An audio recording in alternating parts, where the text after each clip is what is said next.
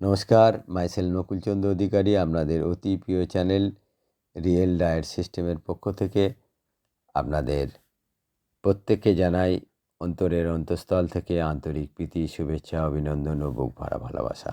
আশা করি বন্ধুরা সকলেই ভালো আছেন। আজকে আবার চলে এলাম একটা গুরুত্বপূর্ণ সমস্যা দূর করার উদ্দেশ্যে, যা একজন ছোট্ট শিশু থেকে শুরু করে একজন বয়স্ক ব্যক্তিদের জীবনে প্রায়শই ঘটে থাকে। হ্যাঁ বন্ধু, হিচকি বা হিকাপ একবার শুরু হলে তা আর থামতে চায় না। বেশি বেশি জলপান, চিনি বা শ্বাসকে একটু আটকে দেওয়া সত্ত্বেও এই রোগ থামতে চায় না।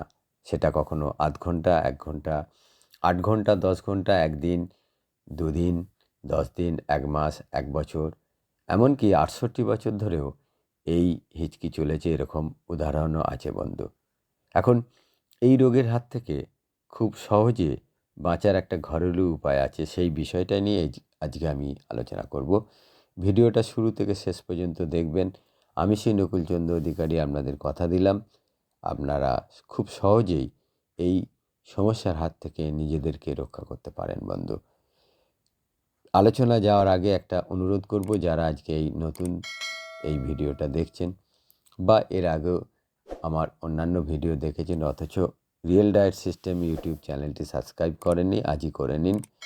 পাশে থাকা বেল বা ঘন্টাটি বাজিয়ে দেবেন।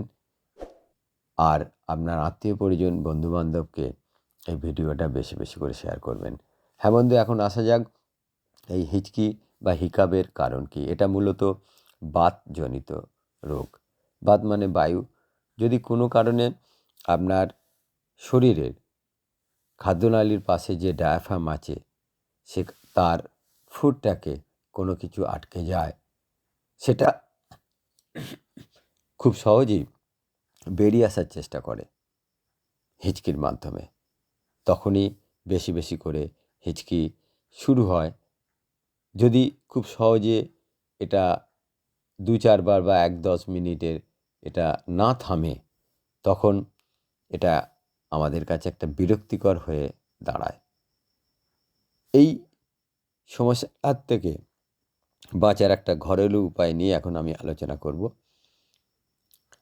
যদি কোনো ব্যক্তির এই হিচকি শুরু হয়, তাকে বিছানায় শুইয়ে দিন।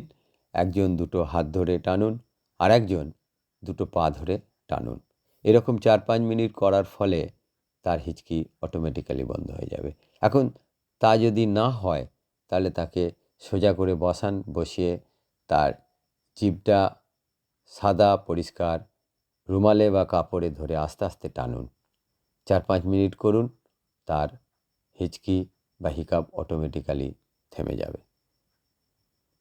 যদি কোনো ব্যক্তি আশেপাশে না থাকে, তাহলে সে নিজে কোনো রেলিংয়ে বা রডে বা লিন্টনে ঝুলতে থাকবে, পাটা বেশি বেশি করে নাড়াবে, তাহলেও কিন্তু এই হিচকি কমে যাবে। তাতেও যদি না হয়, সে নিজে বসে তার নিজের জিভ আস্তে আস্তে টানতে থাকবে, তাহলে সে এই সমস্যার হাত থেকে নিজেকে রক্ষা করতে পারবে।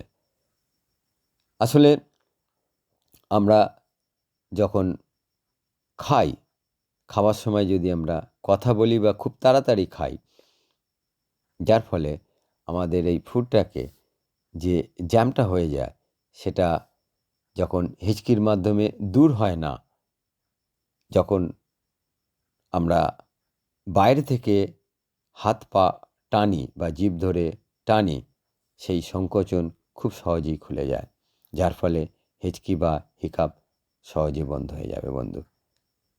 তাই আমাদের এটা খুব মনে রাখা দরকার, যখন আমরা খাবো তখন আমরা যেন কথা না বলি বা খুব তাড়াতাড়ি খাবার না খাই। মূলত কথা বললে আমাদের ভিতর থেকে যে বায়ু, সেটা বাইরে বেরিয়ে আসে। আর যখন একই সাথে যখন আমরা খাচ্ছি, তখন আমাদের খাবার খাদ্যনালী দিয়ে পাকস্থলীতে যায়। এই পরস্পর বিরোধী কাজের ফলেই কিন্তু আমাদের এই হিচকি শুরু হয়। তাই আমাদের উচিত খাবার সময় কথা না বলা। এছাড়া গ্যাস উৎপন্ন হয় এরকম কোনো খাবার, যেমন ডাল জাতীয় খাবার বা অ্যাসিডিক খাবার, জাঙ্ক ফুড আমাদের কম কম খাওয়া উচিত। আমাদের খাদ্য তালিকায় বেশি বেশি করে ফ্রুটস, ফল বা স্যালাড বেশি বেশি করে খাওয়া দরকার, যাতে আমাদের শরীরে অ্যাসিডিক এবং অ্যালকালাইনের যে মাত্রা তার একটা সমন্বয় বা ব্যালেন্স বজায় থাকে। তাহলেই আমরা কিন্তু এই ধরনের সমস্যার হাত থেকে নিজেদেরকে একেবারে চিরতরে রক্ষা করতে পারি। আশা করি বিষয়টি আপনাদের কাছে ক্লিয়ার হয়েছে। যদি এই বিষয়টি আপনাদের ভালো লেগে থাকে তাহলে আপনারা বেশি বেশি করে এই ভিডিওটা শেয়ার করবেন। আজকে এখানেই শেষ করব। আবার দেখা হবে নতুন কোনো ভিডিও নিয়ে, নতুন কোনো বিষয়ের উপর আলোচনা করার জন্য। ততক্ষণ পর্যন্ত সুস্থ থাকুন, ভালো থাকুন। নমস্কার, ধন্যবাদ।